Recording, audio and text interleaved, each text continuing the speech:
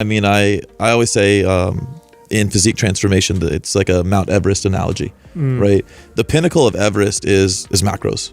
Straight, like, it has to be. Sure. Quantity matters, the end. Anybody that says otherwise, completely full of shit, right? Like, that doesn't mean you can't get around it. Yeah, you can't, right? Like, if you're trying to achieve optimal physique transformation, you damn well better you better know what your quantity of intake is, the end. That being said, like, when you look at Mount Everest in the real world, like, you don't go to the pinnacle of Mount Everest and fucking stay there.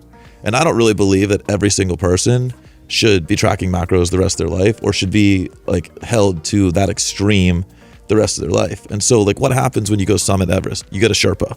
They lead you up, and they also fucking lead you down, right? There's checkpoints on the way up.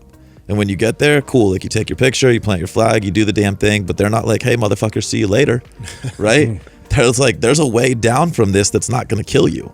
And I think so many coaches are getting people, they're like, well, I'm going to live at the pinnacle. I'm going to just talk about the pinnacle. I'm going to talk about quantity control.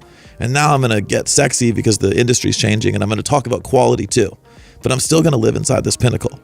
And what most people need is they need the journey to that pinnacle. They need to experience the pinnacle. And then they also need to experience the journey down.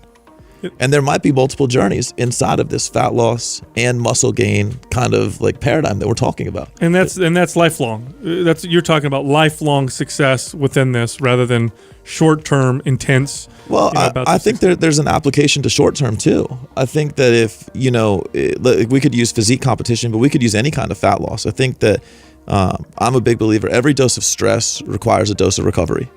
And if you're putting somebody in a prolonged calorie deficit, 10, 12, 18 weeks, that's a large dose of stress. There has to be a large dose of recovery that comes on the back end of that. And so, I talk about a periodized model. That large dose of stress, we could call that season or active pursuit of goals.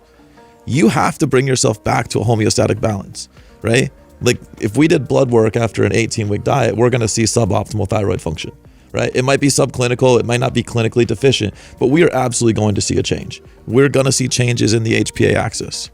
So in that postseason phase, we need to bring people back to a homeostatic balance.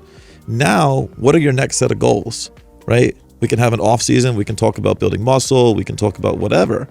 And then whatever that next pursuit is, we can jump into that active pursuit of goals. Now